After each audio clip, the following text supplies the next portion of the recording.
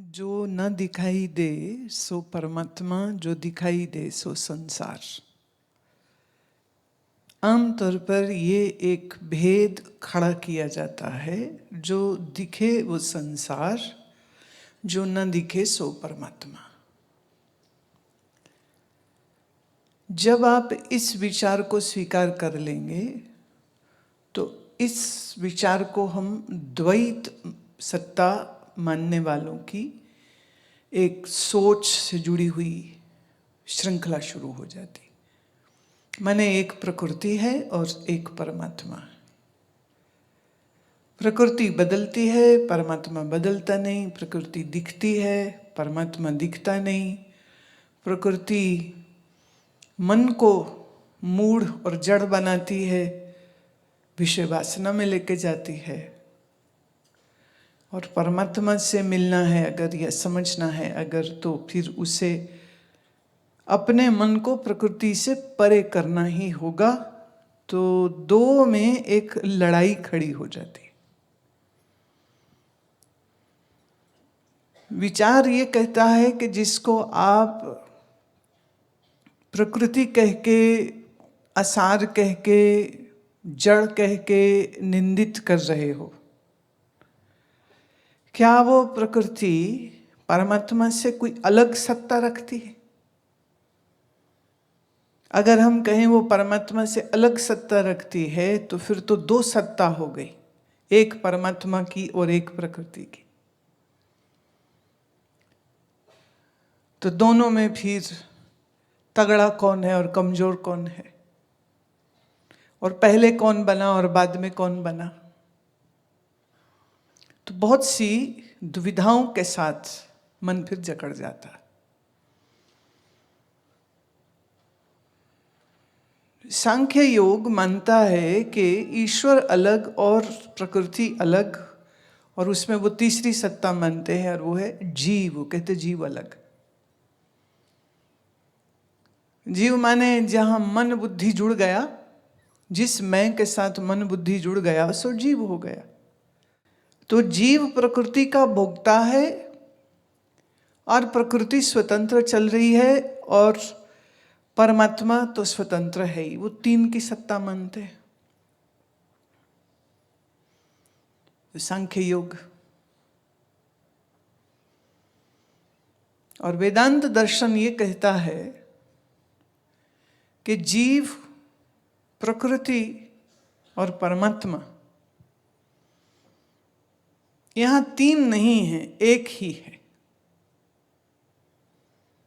जैसे आकार के भेद से एक बड़ी लहर है और एक छोटा सा बुदबुदा है और एक बहुत बड़ा सागर, पर ये तीनों आकार हैं तो जल के ही। ऐसे ही जिसको तुम जीव कह रहे हो, द इंडिविजुअल सेल्फ, मैं जिसे आप आसान भाषा में बोलते हो, जिसे आप मैं कह रहे हो वो, और जो आप संसार देख रहे हैं वो, ये परमात्मा से भिन्न है ही नहीं।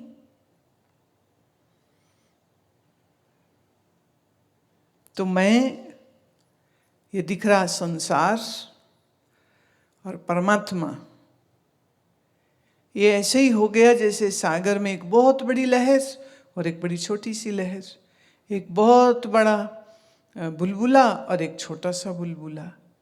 पर ये सब आकार हैं तो जल के ही, जल से भिन्न तो नहीं। आप आकार देख करके भेदभाव कर रहे हो, उस आकार में जो जल है अगर उसको देखेंगे तो फिर भेदभाव नहीं रह जाएगा। पर ये वेदांत दर्शन जल्दी के समझ नहीं आता है। मैं अलग हूं और परमात्मा मेरे से कहीं दूर अलग है, ये जल्दी समझ आ जाता है। और फिर उस ना दिखने वाले परमात्मा के बारे में अलग अलग धारणा बन जाती है। जैसे कोई कहेगा कि वो निराकार है और कोई कहेगा नहीं जी वो तो आकार वाला है और वो जन्म लेकर के आता है, और जब परमात्मा जन्म ले तो उसको हम अवतार कहते हैं। तो दो ग्रुप्स यहाँ बन जाते, एक जो आकार मानेंगे, एक जो आकार को नहीं मानेंगे। तो राम कृष्ण शिव दुर्गा के जो उपासक हैं वो मानते हैं कि परमात्मा आकार वाला है, और कबीर, रैदास, दादू दयाल, चरणदास, गुरु नानक देव महाराज, ये सब वो हैं जो कहते हैं कि परमात्मा निराकार है। तो निराकार वालों को आकार वाले पसंद नहीं आते, आकार वालों को निराकार वाले पसंद नहीं आते। एक कहेगा उसकी मूर्त बनाओ,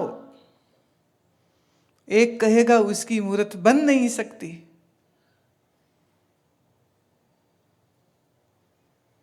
एक कहेगा उसकी जन्म हुई है, जन्म तो नहीं वो शब्द इस्तेमाल करते, वो कहते हैं उसका प्रगटा हुआ, अवतार हुआ, वो अवतार रूप से आया, भगवान आया अवतार रूप से। तो आप पूछो चरणदास जी से तो वो कहेंगे अरे जो आकार में आया वो परमात्मा था ही नहीं। कबीर साहब कहेंगे जो आकार में आया वो तो परमात्मा है ही नहीं, क्योंकि सब शरीर हार्ड मांस के बनते हैं और हार्ड मांस का शरीर किसी नर नारी के संजोग से बनता है, और नर नारी के शरीर भी पृथ्वी जल अग्नि वायु आकाश के हैं, मिट्टी के हैं, जल के हैं, पानी के हैं। तो तुम ये मिट्टी जल के पुतले को परमात्मा कहते हो? पागल हो तुम। तो दोनों की लड़ाइयां हो रही हैं। पर विचार से अगर आप समझें तो जो आज आकार रूप से दिख रहा है वही कभी निराकार था, और जब आकार बन जाता है तो उससे निराकारिता में कोई फर्क नहीं आता है। ऐसे समझो, जब तक आपका ये शरीर बना नहीं था आप भी तो निराकारी थे। Let's go into the reversed gear and see from where did your body come? From parents? अच्छा, पेरेंट्स में कैसे आया? तो पुरुष के शरीर में वीर्य और स्त्री के शरीर में अंडा है, और दोनों का जब मिलन होता है तो फिर इससे गर्भाधान माने इससे फिर कंसेप्शन होती है, इससे बच्चा होता है। तो थोड़ा शरीर को देख लेते हैं। इस शरीर में जो वीर्य या अंडा है ये कैसे बना? तो इसमें अगर आयुर्वेद आप जानते हैं तो बड़ी जल्दी समझ आ जाएगा। आपके शरीर में 7 धातु हैं। 7 धातुस have formed this human body.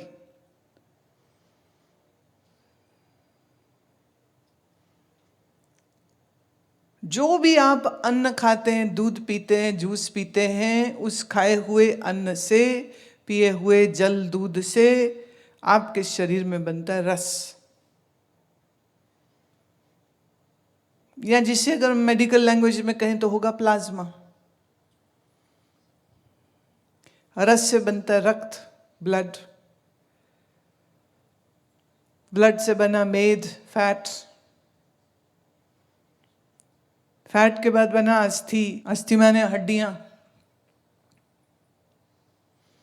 अस्थियों में बना मज्जा,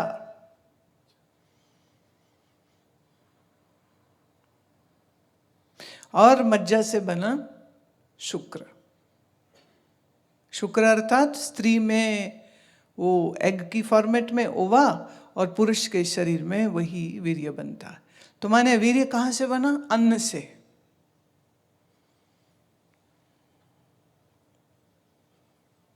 अगर अंजल कोई ना खाए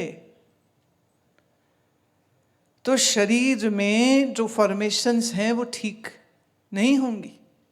रस, रक्त, मांस, मेद, अस्थि, मज्जा, शुक्र, ये ठीक बनेगा नहीं, जो कि आजकल हो रहा है। परसेंटेज ये है कि इस समय अगर आप 100 पुरुष लीजिए तो 100 पुरुषों में से लगभग 60% पुरुष का जो शुक्र है, जो वीर्य है, उसमें कोई ताकत नहीं है, जिसे हम कहेंगे इनफर्टाइल है वो। और 100 में 60 ले लीजिए तो वो स्त्रियां के जो अंडा बन रहा है उस अंडे में वीर्य को संभाल के रखने की ताकत नहीं है। इनफर्टिलिटी सबसे ज्यादा है इस समय। इसीलिए आईवीएफ क्लिनिक्स कितने खुल गए। अमेरिका में जब इसके ऊपर रिसर्च हुआ था तो IVF was meant for animals, never for human beings. So they wanted to breed good quality of animals. पर अभी जो इंसान है ये इनका शरीर गड़बड़ हो गया। क्यों? ये बहुत ज़्यादा खाते हैं, ये व्यायाम नहीं करते हैं और बहुत ज़्यादा केमिकल वाला खाना खाते हैं। So all the chemicals which you have ingested has taken away the fertility and have made you infertile.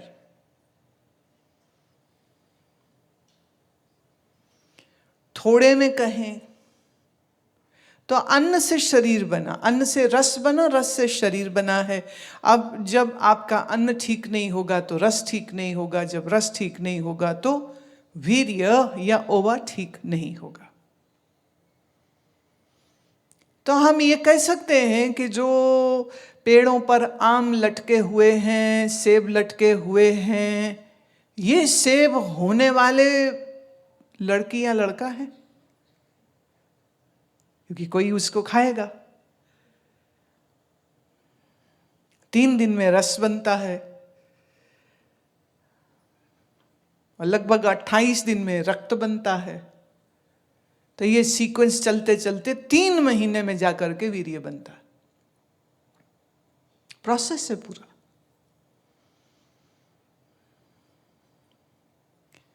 तो आप क्या ये मानने में कुछ तकलीफ होगी आपको अगर मैं ये कहूं कि कभी आपका शरीर जब निराकार था तो ये शरीर का फॉर्म नहीं था, तो किसी अनाज में, फल में, सब्जी में तुम्हारे इस शरीर का जो बेसिक मैटर है वो तो वहीं था, वहीं से तो आया है। तो आपका शरीर कभी निराकार था, फिर आकार में आया, और जब मर जाता है तो क्या होता है? मुर्दा बहुत बड़ा होता है, पर जब हम उसको जलाते हैं या जब हम उसको इलेक्ट्रिक क्रेमेटोरियम में रखते हैं तो वापस कितना मिलता है? तो शरीर आपका कभी निराकार होता है, फिर आकार में आता है और फिर से तो अभी साकार है। साकार मतलब आकार सहित है। तो अभी हम कह सकते हैं तुम्हारे शरीर का आकार है, पर पहले निराकार थे और फिर भी निराकार थे। अब मुझे एक बात बताओ, निराकार और साकार में कोई लड़ाई है क्या? तो जब तुम्हारे लड़ाई नहीं तो भगवान की लड़ाई क्यों कराते हो?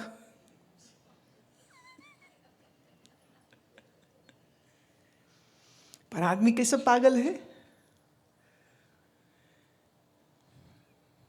मुझे याद है एक बार, बहुत पुरानी बात है, मेरा फर्स्ट विजिट था यूएसए में, तो मैं जिनके घर रुकी तो वो एक सिंधी मंदिर में सत्संग कराने के लिए मुझे ले गए। उन्होंने प्लानिंग ऐसी करी थी। तो सिंधियों का एक मंदिर था क्वींस में, और सिंधी क्या है, वो रामकृष्ण भी पूजते हैं और गुरु ग्रंथ साहब भी पूजते हैं। तो उनके मंदिर में ऐसे ना मूर्तियां भी लगी रहती हैं और बीच में वो गुरु ग्रंथ साहब भी रखते हैं, और बहुत श्रद्धा से वो पाठ करते हैं, और बहुत प्यार से वो कीर्तन करते हैं। शादी ब्याह जन्मना मरना कुछ हो तो उनके सारे संस्कार जो हैं वो सिख धर्म वाले होते। अच्छा, वो मुझे ले गए मंदिर में, है सत्यनारायण मंदिर। तो जब मैं वहाँ गई तो अब हमने तो बहुत से सिंधी मंदिर देखे हैं तो मुझे तो मालूम था। खैर हम वहाँ गए, सत्संग किया। अब वहीं मंदिर से हमको जाना था किसी के घर लॉन्ग आइलैंड में। तो उन्होंने एक टैक्सी बुक करी और बस मंदिर से तुरंत हम लोग टैक्सी में जब बैठ रहे थे तो वो टैक्सी के ड्राइवर एक सरदार जी थे। अब दरवाज़ा खुला तो उनकी नज़र अंदर पड़ी। जब नज़र अंदर पड़ी तो उन्होंने देखा है ये मूर्तियाँ भी लगी हैं और महाराज भी यहीं पे। तो वो बड़े गुस्सा हो गए, जी कैसे पागल लोग हैं, ये ऐसे कैसे कर सकते हैं, ये ऐसे नहीं कर सकते हैं। मैंने कहा देखो, इधर राम की चलो मूर्ति लगाई, आपको आपत्ति किस पर है? मैंने ये उन्होंने राम जी की मूर्ति लगाई। 5000 से अधिक बार राम मंत्र, राम नाम, राम शब्द गुरु ग्रंथ साहब में आया है। मैं क्या आप जानते हैं इस बात को? कई सौ बार नारायण शब्द आया, कई सौ बार कृष्ण शब्द आया, 136 बार कृष्ण शब्द आया है।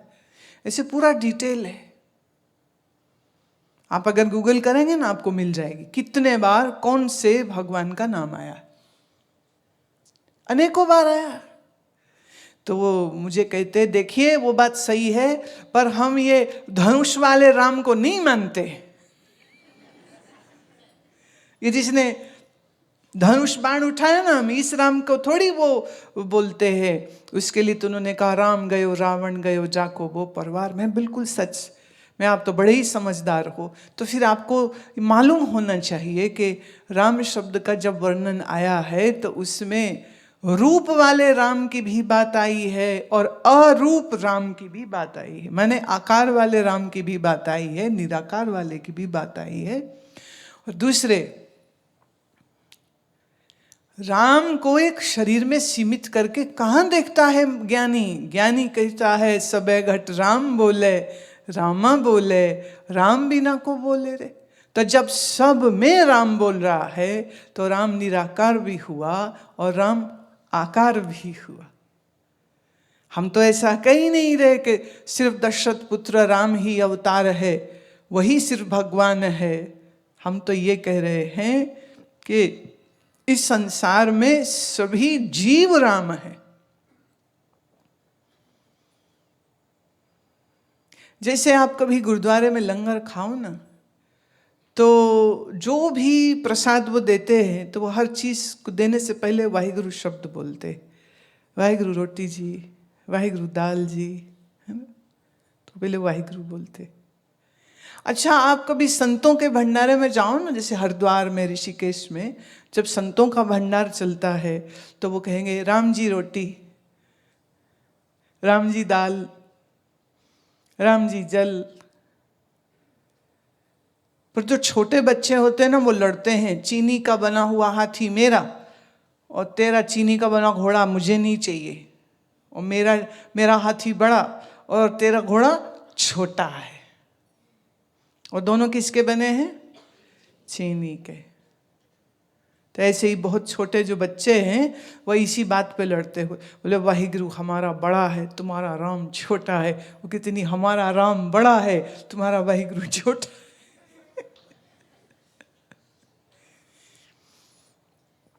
तो बुद्धि तो दोनों की छोटी है। तो व्यर्थ के विवादों में अपना समय बर्बाद नहीं करना चाहिए और सत्य क्या है उसकी खोज करनी चाहिए। तो वह आकार भी है और निराकार भी है, जैसे तुम आकार वाले भी हो और निराकार भी।